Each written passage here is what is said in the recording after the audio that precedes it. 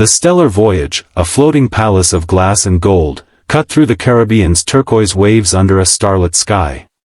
Its decks buzzed with the elite, tech moguls, Hollywood royalty, and old money aristocrats sipping $10,000 glass champagne. Among them was Edward Thornton, a billionaire hedge fund titan whose arrogance was as legendary as his wealth. At 50, with slicked-back silver hair and a tailored suit that screamed power, Edward thrived on dominance, his sharp tongue slicing through anyone who dared cross his orbit.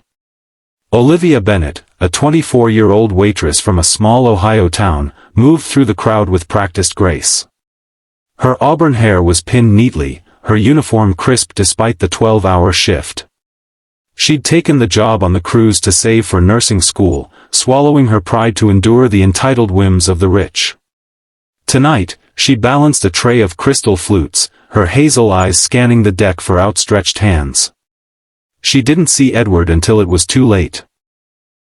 "Girl." His voice boomed, cutting through the jazz quartet's melody. Olivia froze as Edward, lounging on a velvet chaise with a gaggle of sycophants, beckoned her with a flick of his wrist. "You're moving like you're paid by the hour." "Oh, wait, you are." The crowd around him erupted in laughter, their diamond-crusted wrists glinting as they clapped. Olivia's cheeks burned, but she forced a smile. "Can I get you another drink, sir?" Edward smirked, leaning forward. "What you can get is some competence. You nearly spilled that swill on my shoes."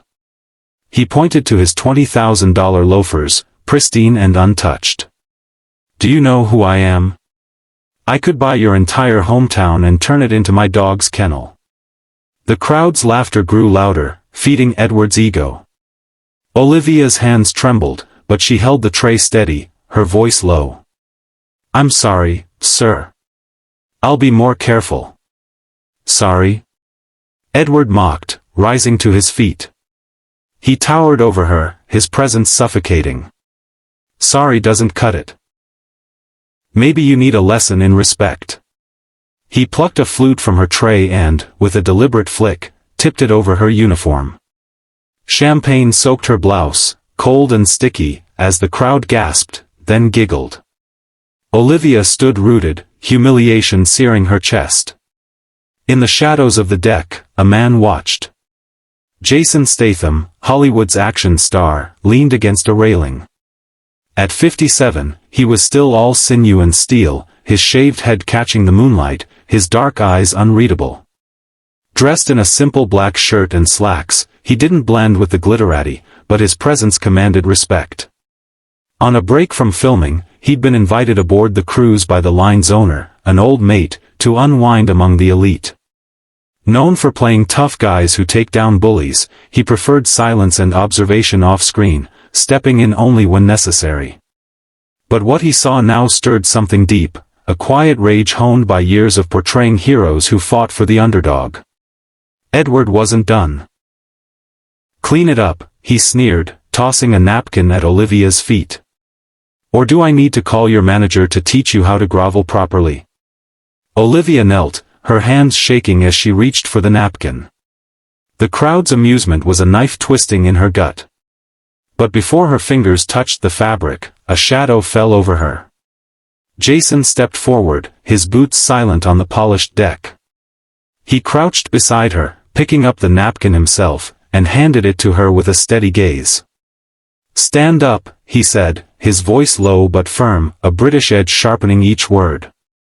Olivia hesitated, then rose, clutching the napkin. Jason turned to Edward, who was still grinning, oblivious to the storm approaching. "You've had your fun," Jason said, his tone calm but carrying an undercurrent of menace. "Walk away." Edward's laugh was sharp, incredulous. "Who the hell are you? The help's bodyguard?" His entourage chuckled, but it was nervous now, sensing the shift in the air. Then someone whispered, "That's Jason Statham," and the laughter faltered. "This is my world, mate. You're just passing through." Jason's eyes didn't waver. "Your world's about to get smaller if you don't apologize." The crowd hushed, the jazz band faltering for a beat. Edward's face darkened. Apologize? To her? He jabbed a finger at Olivia, who stood frozen, her heart pounding. She's nothing. And you're just a movie star playing tough guy. Jason stepped closer, his presence a wall of quiet power. Last chance. Edward snapped his fingers, and two burly security guards from his personal detail pushed through the crowd. They were big, steroid-pumped, with earpieces and smug grins. Take this nobody out of my sight, Edward ordered. The first guard lunged, aiming a meaty fist at Jason's jaw. Jason sidestepped, fluid as water, and drove his elbow into the man's temple. The guard crumpled, out cold before he hit the deck. The second guard hesitated, then charged with a roar. Jason caught his arm, twisted it with surgical precision, and flipped him onto his back, pinning him with a knee to the chest. The entire exchange took 6 seconds, straight out of an action flick. The crowd gasped, some stepping back, others pulling out phones to record. Edward's smirk vanished, replaced by a flicker of fear. Jason rose, brushing off his hands, and faced him again. Apologize. Now. Olivia, still clutching the napkin, found her voice. It's okay, she whispered, her eyes on Jason. I don't need. It's not okay, Jason cut in, not looking at her but holding Edward's gaze. He doesn't get to treat you like that. No one does. Edward's jaw tightened, his pride warring with the reality of the man before him. The crowd was silent, waiting. Finally, he muttered, "Fine. Sorry." It was half-hearted, spat like a curse. Louder, Jason said, his voice ablade.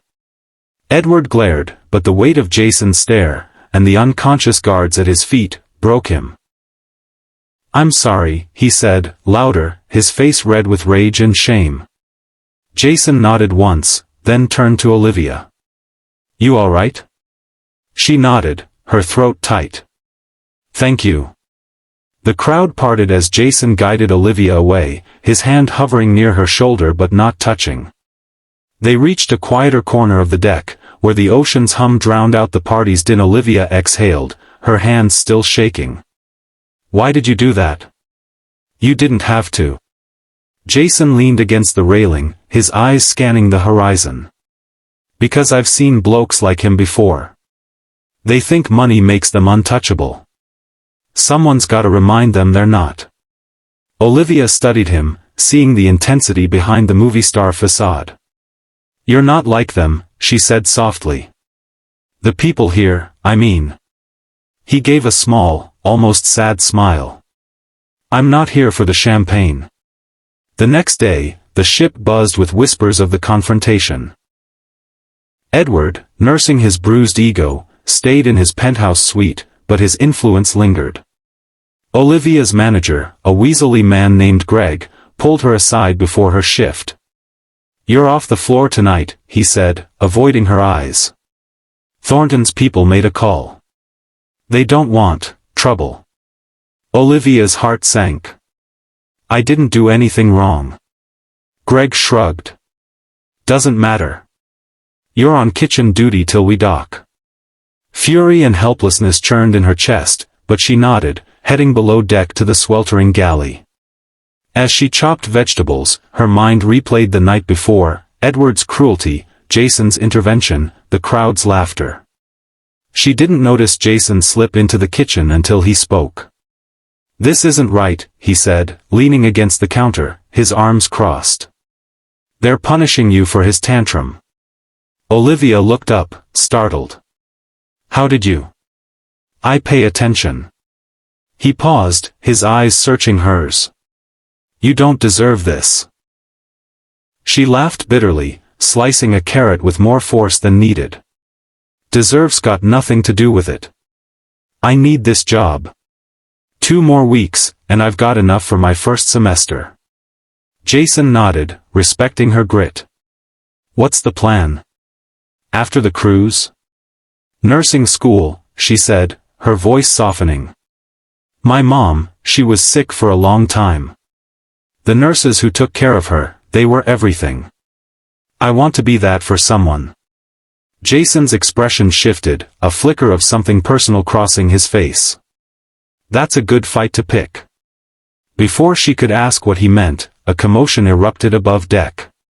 Shouts, then a scream. Jason's body tensed, his instincts kicking in. Stay here, he said, already moving. But Olivia followed, her curiosity overriding caution. They reached the main deck to find chaos. Edward, flanked by new guards, was berating another crew member, a young porter who'd dropped a suitcase. The crowd watched, some amused, others uncomfortable. Edward's voice was venomous. You're done, kid. I'll make sure you never work again. Jason's jaw clenched. Olivia grabbed his arm. Don't, she whispered. You'll get in trouble. Or worse. He looked at her, his eyes hard but not unkind. Sometimes you gotta stand up, even if it costs you. He strode forward, the crowd parting like a tide. Edward saw him and sneered. You again? Didn't learn your lesson, movie star. Jason ignored him, addressing the porter. Get up. You're fine.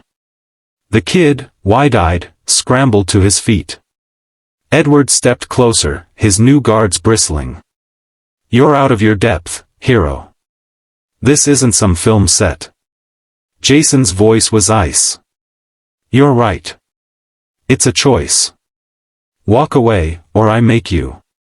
The tension snapped like a taut wire. One guard swung a baton, but Jason was faster, disarming him with a twist and sending him sprawling. The second guard hesitated, then backed off, hands raised. Edward, red-faced, shouted, You're finished. I'll sue you into oblivion. Jason grabbed Edward's collar, lifting him just enough to make his point. Threaten someone else, and you'll need more than lawyers. He released him, and Edward stumbled back, fear finally cracking his facade. The crowd was silent, but this time, a few clapped, tentative at first, then louder. Olivia, standing at the edge, felt tears prick her eyes. Not just for Jason's courage, but for the reminder that kindness could fight back.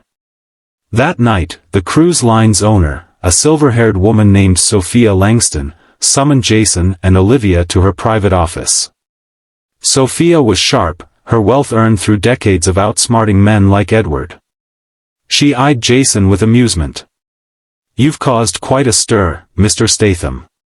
Jason shrugged. Just doing what's right. Sophia turned to Olivia. And you, Ms. Bennett. My staff speaks highly of you. I'm reinstating you to the floor, effective immediately. Greg's been reassigned. Olivia's eyes widened. Thank you, ma'am. Sophia leaned back, her gaze piercing. As for Mr. Thornton, he's been confined to his suite for the remainder of the trip.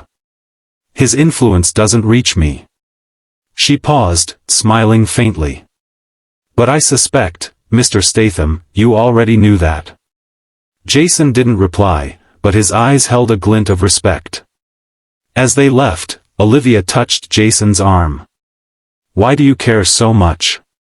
You don't even know me. He paused, the ocean's reflection in his eyes. I had a sister once. She worked jobs like yours. People like Thornton, they broke her. I couldn't save her. But I can do something now. Olivia's heart ached, seeing the man behind the movie star. You did. For me. For that kid. The cruise docked 3 days later in Miami. Edward slunk off the ship, avoiding eye contact, his reputation in tatters. Olivia returned to Ohio, her savings intact and a letter of recommendation from Sophia tucked in her bag. Jason vanished into the crowd, his break over, but not before slipping Olivia a card with a number.